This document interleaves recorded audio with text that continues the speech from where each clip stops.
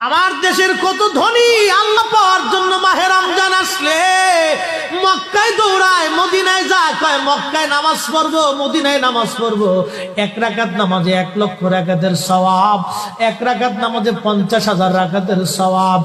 উমরা করে মক্কায় কাটায় সময় মদিনায় কাটায়, মক্কায় কোরআন খতম দিতে চায়, মদিনায় কোরআন খতম দিতে চায়। সওয়াব মাহে রমজানে অগণিত সওয়াবের আশায় ব্যক্তিগুলি আল্লাহর ঘরে হাজিরা দেয়, কিন্তু বাড়ির পাশে গ্রামের কত গরিব মানুষ টাকার অভাবে বাবা ভালো ইফতার করতে পারে না, টাকার অভাবে কত মা ভালো সেহরি করে রোজা রাখতে পারে না। এই ধনীরা এই গরিব মানুষের ঘরে খাবার না দিয়ে আল্লাহরে পাওয়ার জন্য মক্কা মদিনায় দৌড়ায়। আল্লাহ ডাক দেখো, বান্দা একবার মরে দেখ, কায়দা মতো জুতা দিয়ে পিটামো, আমার বান্দারা না খায় ইফতার করবে, আর তুই আল্লাহ পাওয়ার জন্য মক্কায় আইছো, এমন আল্লাহ আমি ধরা দেব না।